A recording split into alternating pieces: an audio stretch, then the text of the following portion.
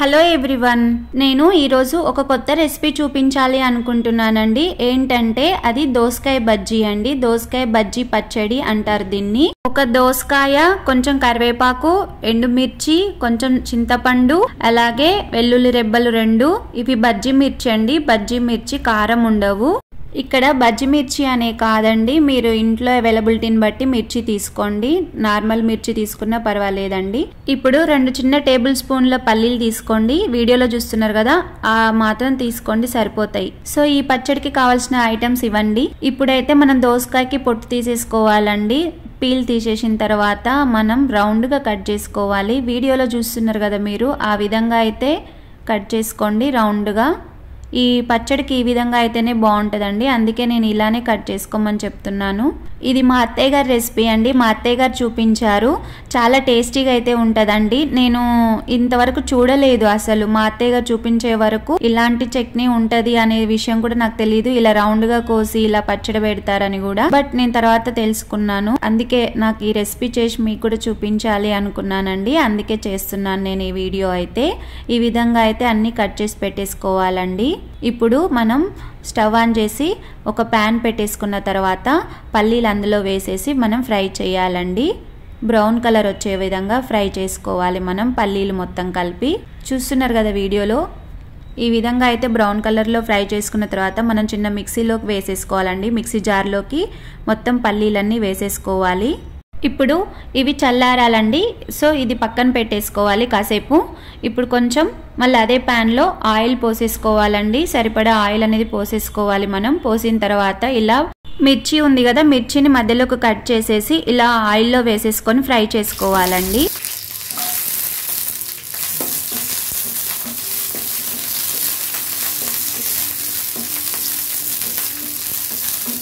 ఇలా ఎందుకు ఫ్రై చేయాలి అంటే పచ్చిమిర్చి అనేది పచ్చివాసన పోవాలి కదండి. పచ్చివాసన పోవడానికి ఈ విధంగా అయితే మనం ఫ్రై చేసుకోవాలండి.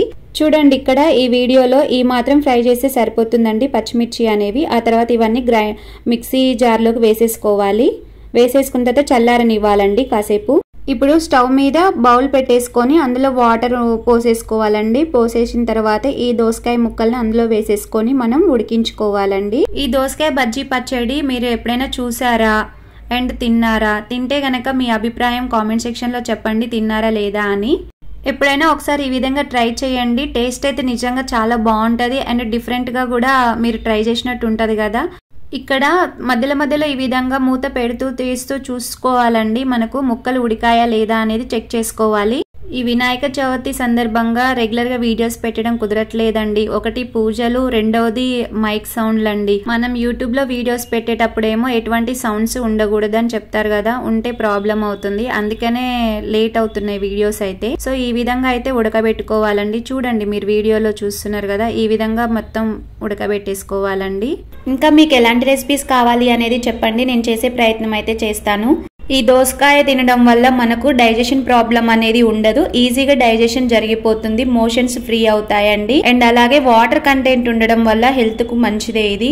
ఇప్పుడు మిక్సీ జార్లో కొంచెం సాల్ట్, కల్లుప్పు వేసుకోవాలి, 2 వెల్లుల్లి రెబ్బలు, అలాగే చింతపండు, జీలకర్ర, పసుపు ఇవన్నీ వేసుకొని మిక్సీలో గ్రైండ్ చేసుకోవాలండి. ఒక 3 విప్స్ ఇస్తే సరిపోతుందండి.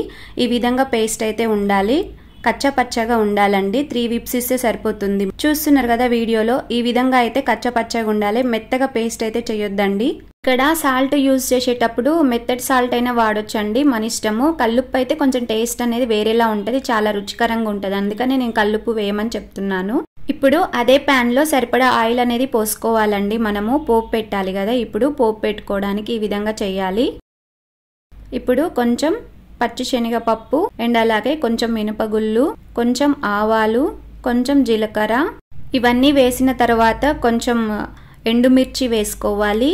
వేసుకున్న తర్వాత కొంచెం కరివేపాకు వేసుకోవాలి. వేసుకున్న తర్వాత ఒకసారి అలా ఫ్రై చేయాలి. కొంతమంది పోపులో కొంచెం పసుపు వేయడం అలవాటు ఉంటుంది, అలా వేస్తారు. కానీ అవసరం లేదండి, ఇందాకే మనం వేసేసాము గ్రైండ్ చేసేటప్పుడు మిక్సీలో. చూస్తున్నారు కదా వీడియోలో, ఆ విధంగా అయితే ఫ్రై చేయాలి. ఇప్పుడు దోసకాయ ముక్కలు ఉన్నాయి కదా, అవి వేసేసుకోవాలండి. ఇప్పుడు మనం గ్రైండ్ చేసి పెట్టుకున్న పేస్ట్ ఉంది కదా, అది వేసేసుకోవాలండి.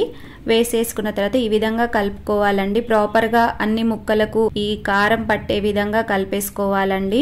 ఇంకా కుకుంబర్ లో చాలా వెరైటీ ఆఫ్ టైప్స్ వచ్చండి. మీకు ఎలాంటి రెసిపీ కావాలి అనేది కామెంట్ సెక్షన్ లో చెప్పండి. అలాగే వీడియో చూసిన తర్వాత మీరు లైక్ చేయండి. లైక్ చేయడం వల్ల నాకు కొంచెం సపోర్ట్ ఇచ్చిన వాళ్ళు అవుతారండి. నా ఛానల్ ని ఫస్ట్ టైం విజిట్ చేసిన వాళ్ళు సబ్స్క్రైబ్ చేసుకోండి. సబ్స్క్రైబ్ చేసుకున్న తర్వాత ఆల్ బటన్ నొక్కండి. నేను పెట్టే వీడియోస్ యొక్క నోటిఫికేషన్స్ అనేవి మీకు వస్తాయి. మీరు ముందుగా చూడొచ్చండి. వీడియో చూసిన తర్వాత లైక్ చేయండి, షేర్ చేయండి, మర్చిపోవద్దు. మీ ఫ్రెండ్స్కి అందరికీ ఫార్వర్డ్ చేయండి ఈ వీడియోని. Thank you so much for seeing this video. Bye bye.